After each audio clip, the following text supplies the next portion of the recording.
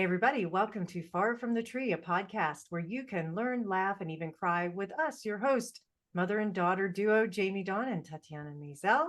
I am a ICF certified leadership coach and astrologer, and Tatiana is a resident therapist, and we are dedicated to be of service to you, to others, through our gifts, our life experiences. So get comfy and share this sacred space with us. Who knows what fruit may fall in your lap as you tune into Far From the Tree. Welcome, Tatiana. Hello. Good morning. It's Good early morning. for me that we're recording this. We have to capture our time where we can, right? Yes, absolutely. Yeah. Well, we took a little break because you had some travels and things going on. So welcome back. Thank you. Yeah, and it's a perfect setup for what we're going to talk about in this episode. This is episode 5. I'll say, I guess we'll just go in sequence like that, and it's on grief.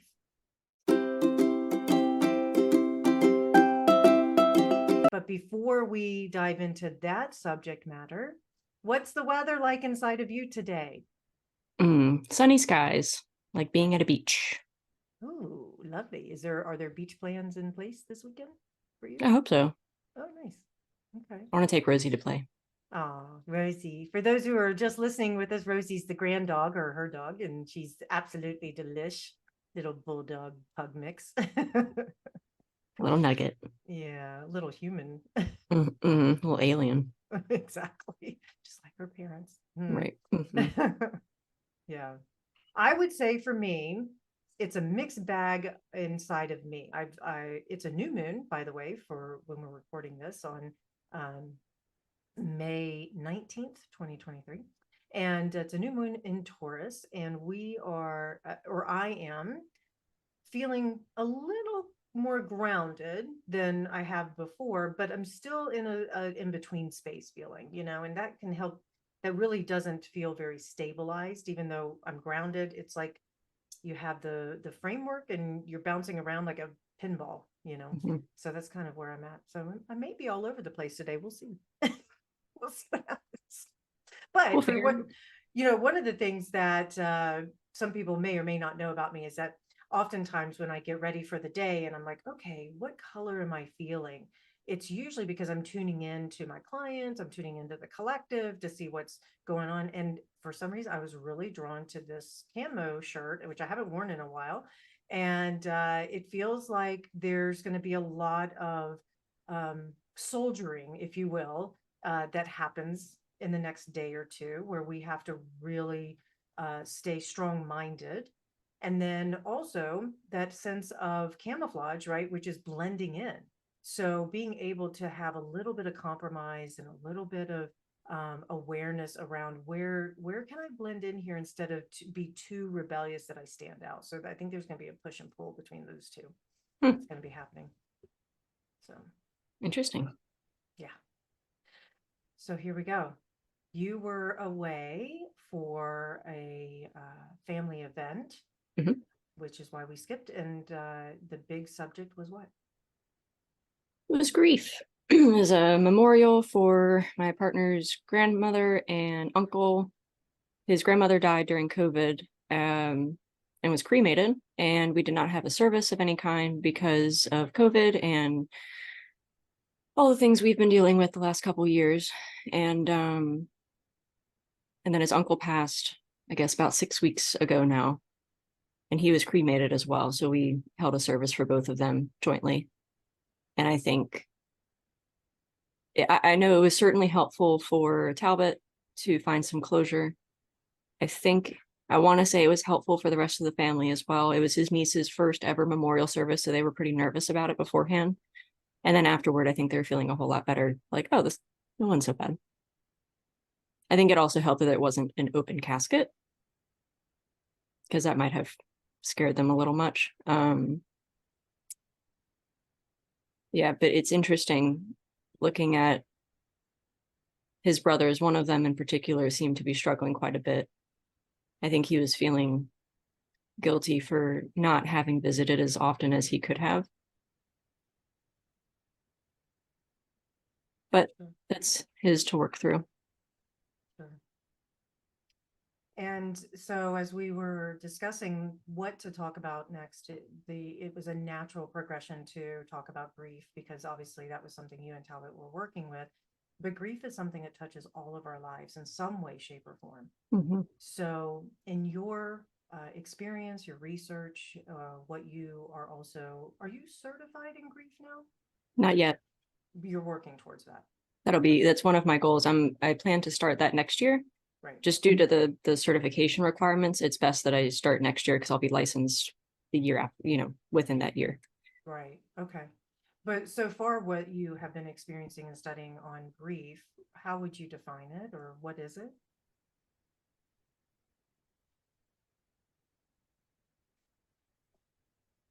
It is the natural reaction to loss of any kind. Yeah, we often think grief is only a loss of a human. Right. And that's not true. Or a loss Not of at all. Right. Mm-hmm. It's a loss of anything that has had a significant impact on your life. It can be losing a friendship. It can be a divorce. It can be totaling your first car. It can be incarceration. And that comes with a host of things. It can be the loss of your freedom. It can be the loss of time. Really and truly the loss of anything in your life, again, that has significance.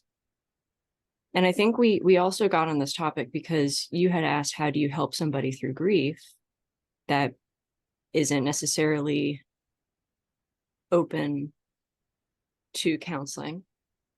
And you and I started processing that a little bit.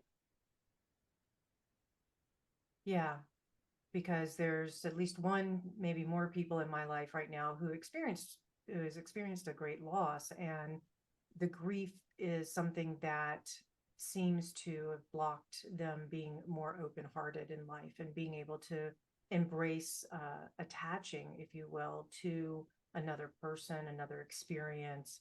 They just really hold themselves back, and that's very common as well, um, for a lot of people, because we're so afraid to lose something, you know. Mm-hmm.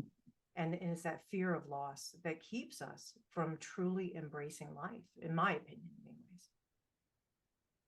anyways. The image that comes to mind for me is a little kid being so excited about a new puppy that it just squeezes it so tight, like, "Ooh, I love you so, so, so much." And then it kills the puppy unintentionally. If we hold on to something super, super tight because we're afraid to let it go, we're going to lose it anyway. So can we appreciate it while we have it? Yeah, beautiful. What you're pointing to, I'm going to bring into spirituality, if you will, because that's part of who I am. And that is, there's a teaching called kenosis. And kenosis is something that some of the great masters of ancient days have taught. And it's also, for those who are not familiar, I also am participating, belong to a nonprofit called Nine Gates Mystery School. And at Nine Gates, we bring in experiential teachings from ancient traditions. And one of the traditions is Christian mysticism, a little different than the Christianity, but it's still based off the teachings of the master teacher, Jesus. And one of the things, you don't necessarily have to believe in Christianity to understand the teaching itself. One of the things that this master taught was kenosis, which was all about, and I believe that he also learned from some of the other masters like Tibetan Buddhism, Egyptian culture, Greek, that sort of thing. But anyways, kenosis is being open and allowing everything without clinging, like you're talking about, without grabbing on, and without aversion or pushing away. Mm-hmm. And so when we can embrace everything in life in that kind of way, then we can go into a practice that I like to do when I forget or when I get caught up in my own mind, a practice of gratitude. Thank you. If the only prayer we ever said was thank you, that would be enough, Meister Eckhart. Mm-hmm. And so that's really where kenosis is. You think of, like you're talking about the puppy, I'll use a butterfly, for example. Butterfly lands in your hand, you squeeze it, you kill it. If you swat it, you kill it. So it's kenosis, open, allowing. Letting it be. letting it be, appreciating it in the moment. And it's very difficult as human beings to not get attached to a place. It's not saying you don't care or you don't appreciate and enjoy, like you're talking about, in the moment, but you don't cling or you don't grab onto it so tightly that it robs you of your peace. Mm-hmm. I smiled to myself the other day because in my brain came the phrase, "a moment is the most you can expect of perfection." And which is the entire reason for this tattoo, which is my Fight Club tattoo. And if y'all haven't read the book Fight Club, it's where it comes from. When the narrator meets Tyler Durden, he is building a hand and says, the sun hit at exactly 4:30 and I sat in the palm of a creation that I had made myself. And a moment is the most you can ever expect of perfection. After that minute, he got up and walked away. Mm. And I think we lose sight of that when we do cling to something so heavily. Like, I need to keep this. This is really good. This is what I need. This is what I've always wanted. It's going to leave at some point. You're going to lose it. To be fair, we're going to lose everything that we have in this life. So can we appreciate it right now? Can we give grief its time? That leads me to asking you about grief itself. And my experience is so many people are afraid of it. So many people don't know how to walk through it. Why is processing grief so important? And why do you think a lot of humans are afraid of it? It's important to give grief its time just as much as any other emotion. Because if we don't, it will fester. It will make itself known, and it will probably do it at the most inopportune times. There's an episode of Big Mouth. I don't know if anybody watches it. It's on Netflix. It's about these kids going through puberty, and animated show. It's funny, but there is an episode I want to say it's the last season, where there is a loss and they highlight the emotion grief, and his name is Keith. He said, "I'm Keith from grief." And they're like, "No, I don't want to do this right now. I don't want to do this." And they keep pushing him away for this entire episode. He keeps getting bigger and bigger and bigger and bigger, and he starts getting louder. He's like, "I'm Keith from grief. You will acknowledge me." And I think he ends up jumping on this guy as a sweater and holds him. And the guy finally starts to melt away, and he's like, "Oh, I just need to acknowledge what is happening here." I think he was losing his mother. And when he cried, Keith from grief got up and he said, "Cool, thanks, bye. See you later." If we do not give it its time, it's going to fester. There's different kinds of grief that I think we should all be aware of too.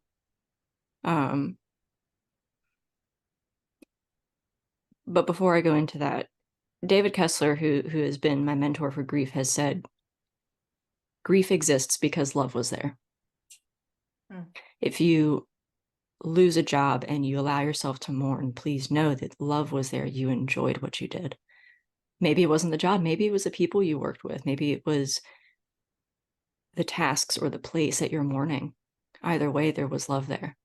You're mourning the loss of a pet, there was love. The loss of a child, the loss of a parent, the loss of your freedom, the loss of the job, life as you know it, right? A relationship, anything. There was love there of some kind. In Atlas of the Heart, Brene Brown goes into 87 different emotions, and grief was one of them. And through the research, categorize them into 4 different kinds. So there's acute grief, integrated, complicated, and disenfranchised grief. And acute grief is grief that occurs immediately after the loss. It typically dominates a person's life and causes intense emotional pain. With integrated grief, that is grief that is the result of adapting to the loss. You have mourned it, you have remembered, honored that grief or that loss, and you've been able to find a place for it in your life. That to me says that there has been meaning making as well. or at least you're on the road to doing so, which is, I had this, and this is the meaning that I'm attaching to it that gives me solace, and that's it, which is perfect because meaning making is for yourself. Then you have complicated grief, which is something that interferes with adaptation, and the acute grief can persist. So there will still be intense emotional pain. Grief will dominate your thoughts and feelings. Relationships will probably suffer, and life can feel purposeless. You're not able to process the grief in a way that allows you to move forward. And then disenfranchised grief is grief that is not openly acknowledged or publicly supported because the experience is not valued or counted as a loss. And so this can be incarceration. This can be divorce. This can be, again, freedom, autonomy, independence, losing, totaling your first car, losing a house to a fire, anything like that. That's just like, well, that's not a person. That's not a relationship. It doesn't matter. It's a loss. And it meant something to you. And that's what's important. Yeah. And I'm going to dive into a little of the astrology around grief as well. But I don't want to run past this very beautiful teaching, really, that you are offering. And that is, I have this belief, and this is part of the work that Nine Gates Mystery School has given to anybody who goes, but I continue to return and am a staff director now. And I have a belief that no one should ever grieve alone. Mm-hmm. And that what we are processing, the acute grief seems the most obvious, right? But it's that disenfranchised grief that often we dismiss and ignore. And there's ways in which we can honor the grief and we can honor ourselves as we go through it. And that is something that I'd like for us to talk about maybe towards the end of the episode. But, something else when I'm looking at it as an astrologer and a coach with grief, I look at two planets, Uranus and Pluto. And these are outer planets, which are collective planets, generational. I'm not going to go into all those details, but what I will say is that we are all affected in some way by these planets. And Uranus is the planet of a great awakener. It's the one that's sudden. It creates havoc in our lives to strip away the things that are no longer serving us.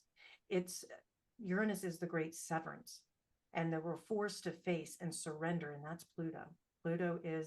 It kind of gets a bad rap because Pluto embraces our shadow, the dark side, the things that we're forced to surrender to. But also, when you put these two planets together, we're looking at this sudden exterior circumstance that shows up in our lives that we have no control over. We're forced to surrender to it. We're forced to face it, forced to deal with it. And if we are not working with it in a healthy way, it then turns as a weapon against us instead of using it as a tool, and trusting that whatever's being stripped away from us is for our higher good. That doesn't mean that what we were doing was meaningless. Doesn't mean that what was happening before that great awakening or that severance happened was wrong. It just means that there is something that's even better that's going to show up, or we're being forced to go through the process of loss before we get there. And, I always say with Pluto, the theme is surrender or die. And I don't mean literally die, but we do feel as though there's a death that's happening. And if we don't surrender to it, the pain turns into suffering. Pain is part of life. Pain is a human experience. Pain signals growth. Suffering is a choice. That's my belief system. And for me, the suffering is going through grief and not processing it, suppressing it, going and reliving the situations that causes great pain, and misinterpreting it, or telling the same story, and creating this mental loop, because Pluto deals with us in a psychological way. And and we can get into this obsessive place where we have this mental loop going on that is just creating more and more pain. So we're being asked to let it go, to trust in the bigger picture, trust in the process, and look at how far we've come. Look at our journey. And it's always circles back, that cycle of life, or the Ouroboros, where if you're not familiar, the Ouroboros is the snake eating its tail. And it's just reminding us of the cycles of death and rebirth, death and rebirth. And that's Pluto. That's Uranus and Pluto. And we're being reminded that, yes, sometimes it's darkest before the dawn, but the dawn's coming. And that we have to surrender and embrace it and know that there is something better on the other side of it. Yeah, absolutely. I never thought about the planets like that, but it makes a lot of sense. Yeah. I'll say this, that if in my viewpoint of human experience is that and purpose is that we're here in this human form to evolve, to grow, to learn. That this whole life experience is exactly that. It's a grand experiment, and we're just adding all these different ingredients to see what shows up. And we don't always have control of the results. We have to consider ourselves like a scientist, where it's like, oh, I'm going to add in an element of loss, or I'm going to add in an element of joy, or I'm going to add in I'll use skiing. I love skiing, right? Well, I have a loss now that I'm working through. I'm processing my grief because I had a ski accident. Now I have a torn ACL, which I'm going to have surgery for. And you're going to be there. Thank you to take care of me. But processing that grief also of, I may not ski next season. And that is a big loss for me, because I got very attached and almost obsessed with skiing. And also, I have identified my romantic relationship with skiing because that's how we met, and that's something we enjoy doing. And so I have this fear, and this is Pluto here. Pluto brings out our fears and our subconscious. I have this fear that if I'm not skiing with him, then our relationship may not last, or it may not have the same connection. And so that is a foundational thing that Pluto is forcing me to surrender to. I have no control about where this is going to go in the future. And I just have to appreciate the moment. Right. So there's also a belief with grief and death. We'll talk about death for a moment. I have a belief that death is not the end of everything. It's the end of the human form, but I believe that the human spirit lives on. I believe there's something after death that survives. And what that is, I believe, is based on your belief system. Some people believe in heaven. Some people believe in nirvana. Some people believe in nothing. Some people believe in consciousness, whatever. Doesn't matter what the belief system is. When we're standing at death's door, I have this practice, and this again is Nine Gates Mystery School, where we practice dying a good death. And it's important in dying a good death because, for me, how I die is just as important as how I live. And that I can contribute to the greater good if I'm dying a good death. And there's the practical side of dying a good death, right? And this is, I'm talking about physical death at the moment. But even when we're practicing, and this is what I believe is important in processing grief in this lifetime, is we're practicing how to grieve in a way that contributes or benefits to the greater whole. For me, that's why processing grief is so important. That as I move through, my grief of not skiing, that if I can do this where my body is free of tension, my mind is free of agitation, my spirit is free of constriction, meaning I'm not clinging, then I can move through this grief and die this good death, so that what emerges on the other side can still be a positive benefit to others. That I don't have to project my unprocessed grief or my anger, because we haven't even talked about it, the stages of grief, right? So that I'm not processing or projecting my stages of grief in a negative way that could negatively impact the collective or those that I love.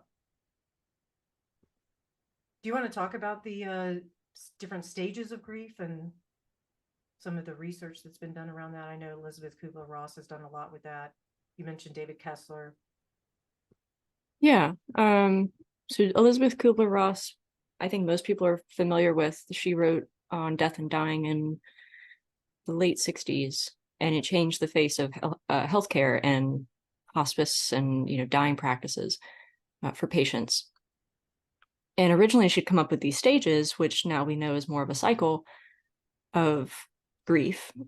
So and death. So there's depression, anger, bargaining, denial, and acceptance. And again, they're not stages to work through, but they're a cycle. It's not linear. Grief is not linear. Just like anything we do in life, it's really not linear. And then David Kessler continued this work in her wake.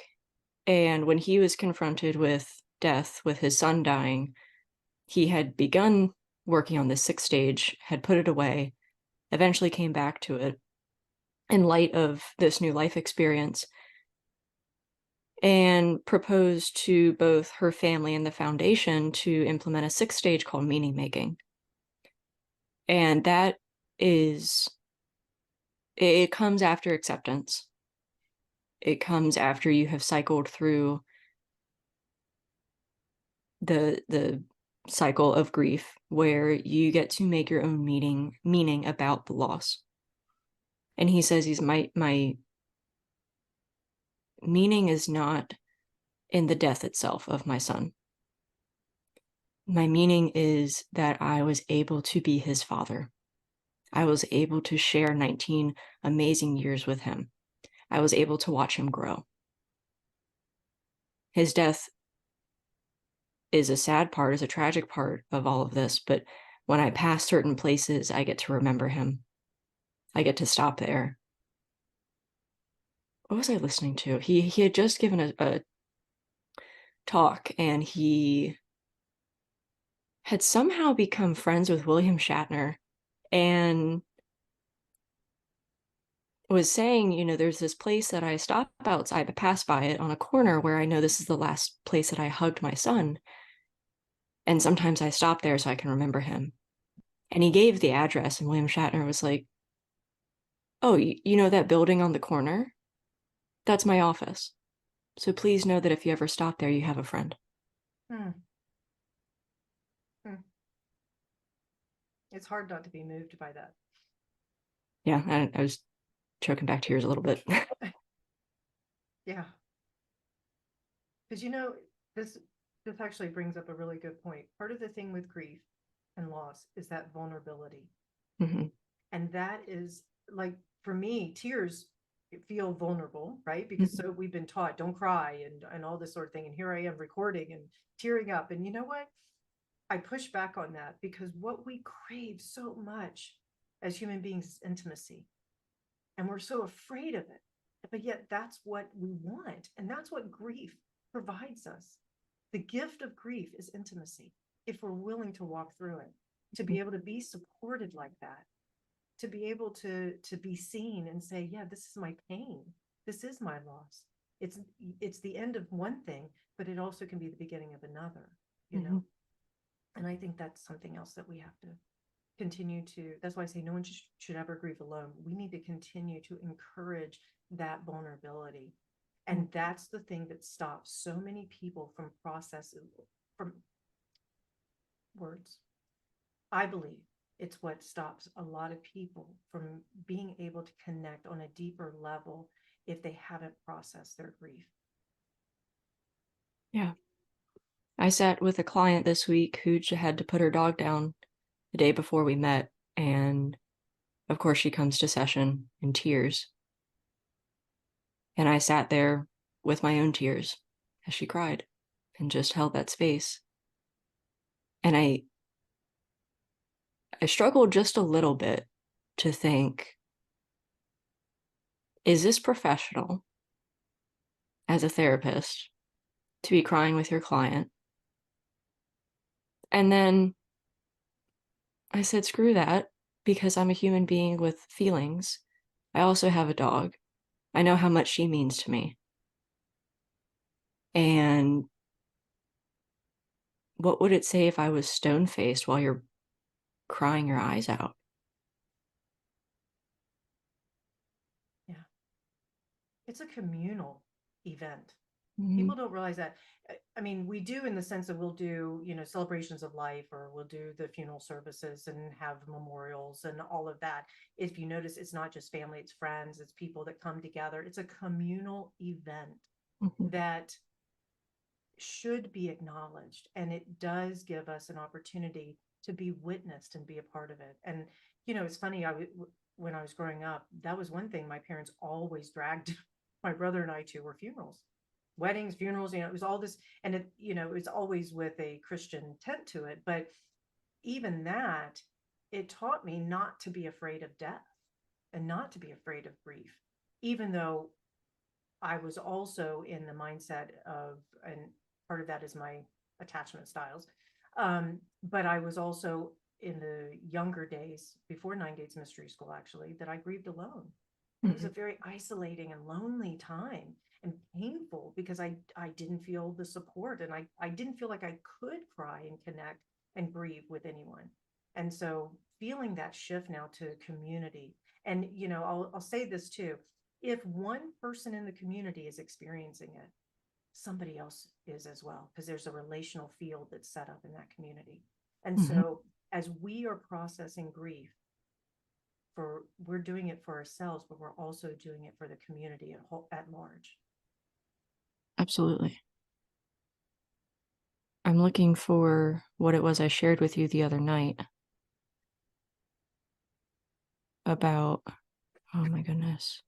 Well, as you're looking, I'm going to offer that there's been some research around how to die a good death, and this applies to physical death, but it also, I want to encourage us as participants and listeners here to apply it to everyday loss, or when we have a loss, and that is, there's social engagement and connection to identity. Really unbind. Look at our these are the 6 factors contributing to a good death. Holdsworth investigated this, and of the caregivers as well as those who are going through the process.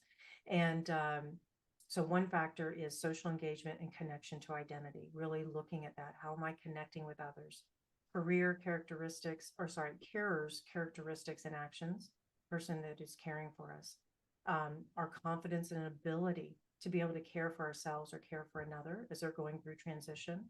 Preparation and awareness of death. So talking about the loss, being able to get all those little details in place that help us feel a little more grounded when that transition happens, or even afterwards, of like what practically is happening here.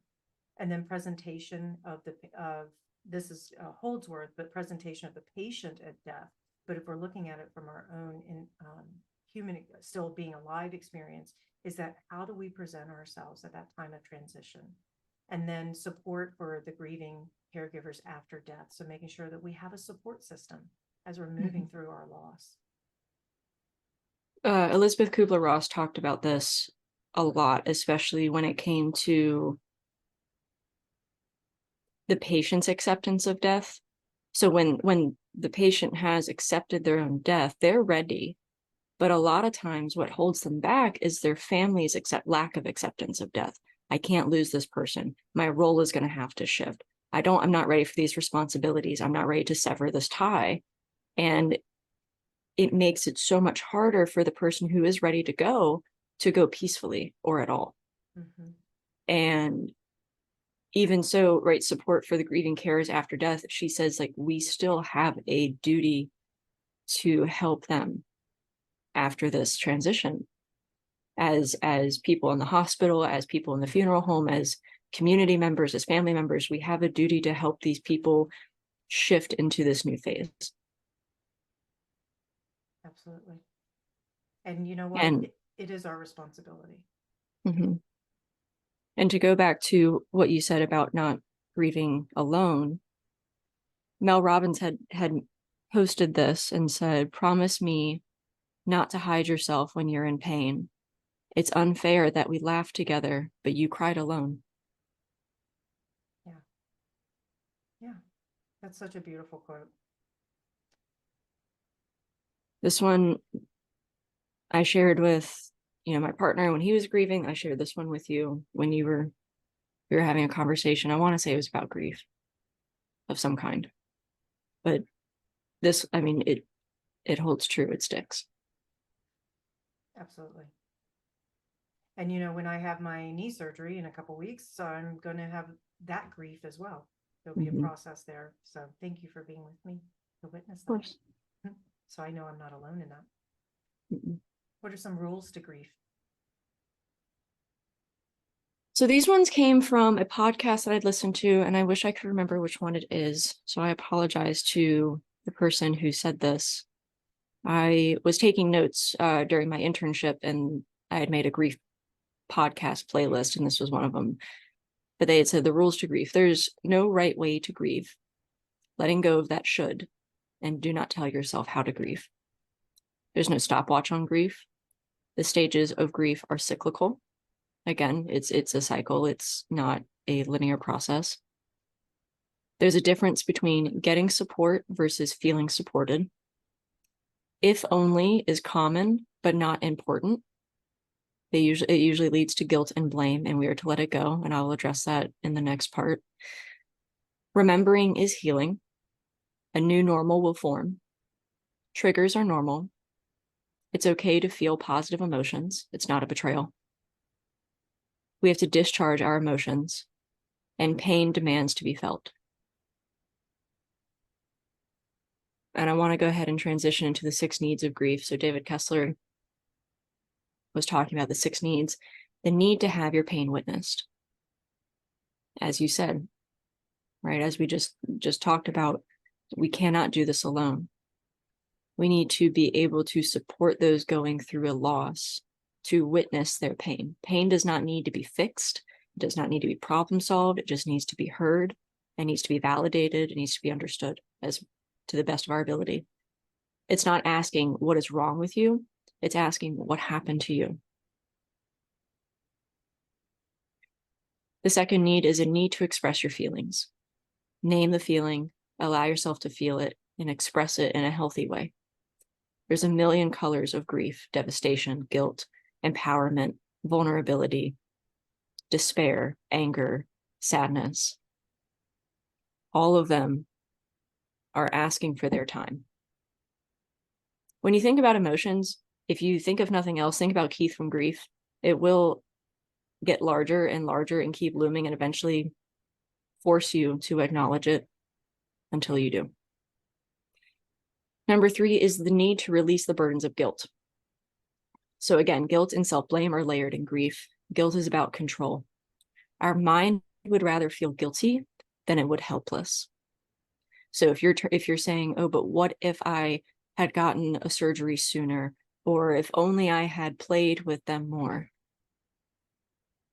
We can't change anything. So can we turn those what ifs and if onlys into even if? Even if I'd gotten the surgery sooner, the chances of them dying were about the same. Even if I'd played with them, they still were probably going to get sick. Even if I'd stayed and defended myself, this still may have been my outcome. The point is that we can't know, because this is the timeline that we're on. And if we try to think about all these other scenarios, we're going to drive ourselves crazy. And that's not fair. Number 4 is the need to be free from old wounds. They will continually pop up. Again, Keith from Grief will show up until you put on that sweater and acknowledge the wounds. There's old traumas, there's old wounds, there's all of these difficulties that, again, if we're not acknowledging, they're going to show up. But when we do acknowledge them, we can be free from them. And David Kessler says, can we make traumatic wounds cherished wounds? Can I make the death of my son an important memory still? Can I cherish all the memories I have despite my loss of him? Number 5 is the need to integrate the pain and the love. There are many little acceptances to work through versus one big acceptance. And I think this was here when he was talking about being on that corner and hugging him for the last time. That little acceptance. I won't be able to do that again. But I do know that that's where that was for me, and I can visit that at any time. And now I know I have a friend there. And the last one is the need to make or find meaning in life after loss. So again, this will be in your own time. It is never in the horrible part of the experience. It is what we do afterwards. It's within us. It is the small moments of connection, and we name those moments. Me being connected to that street corner has also allowed me to connect with a physical person who I cherish as a friend. And I wouldn't have had that if I'd not acknowledged that moment.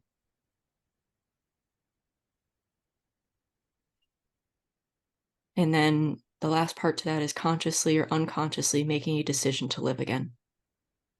Can I live despite this person being gone, or me losing this job, or me being divorced, or my kids being sent away to boarding school?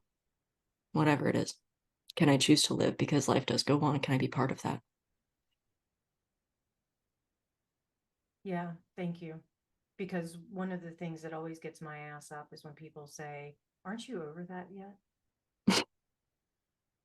You don't ever get over grief. You move through it. Mm-hmm. And it's all part of the human experience.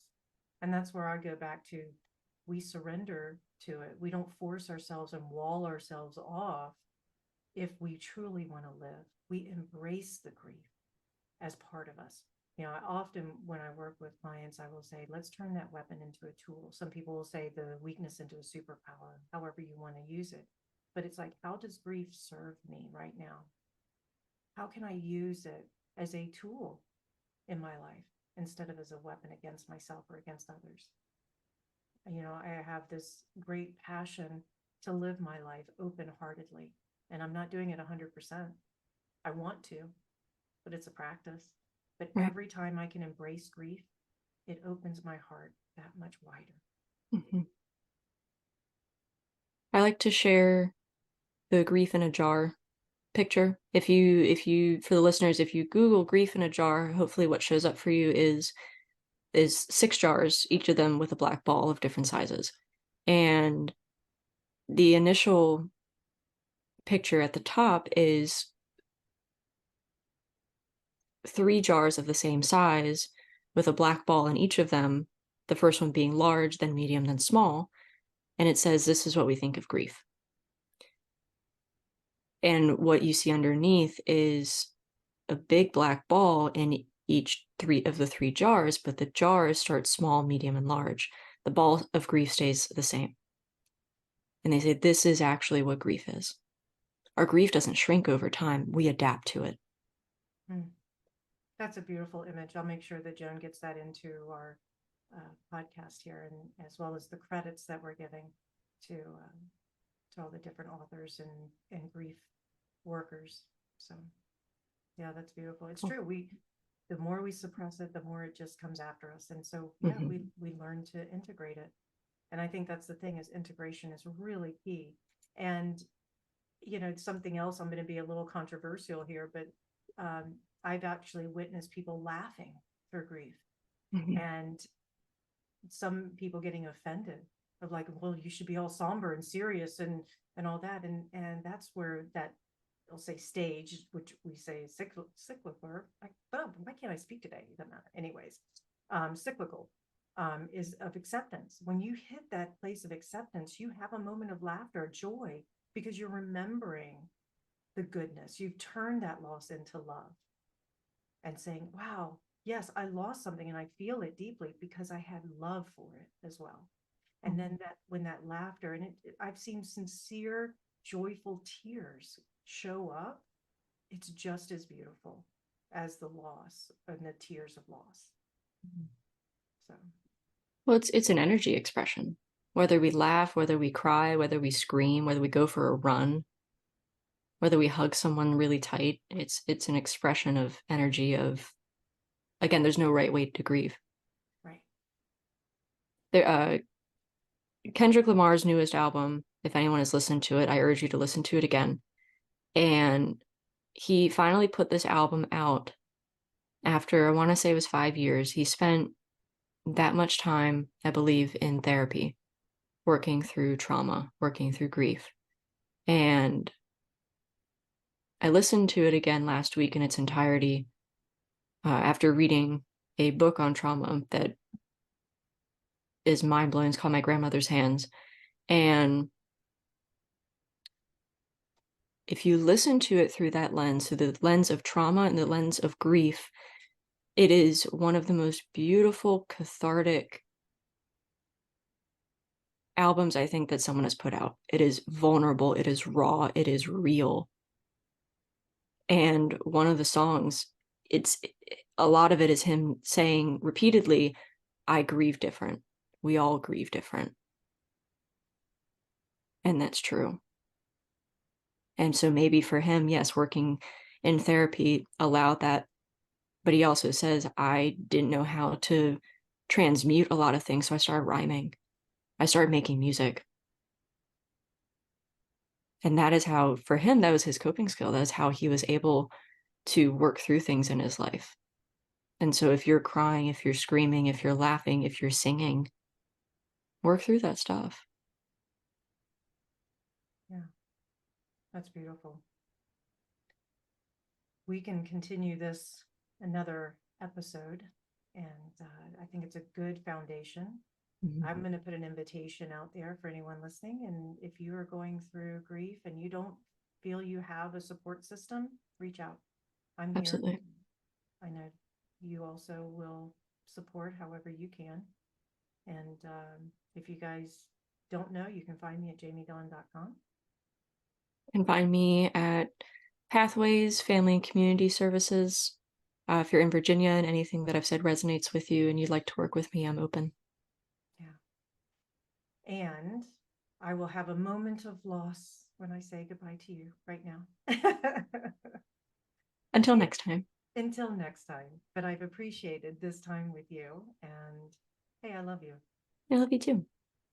All right, you guys, thanks so much for listening to this episode, and look forward to the next ones. And not sure what our next episode is going to be yet. We haven't really talked about it, but just know we are here to support and hopefully offer some nuggets of wisdom, resources, whatever will work for you guys when you're listening to Far From the Tree. Thanks, everybody. Thanks, y'all. Hear me now. Whatever you do, please allow good sleep for the rest of my days.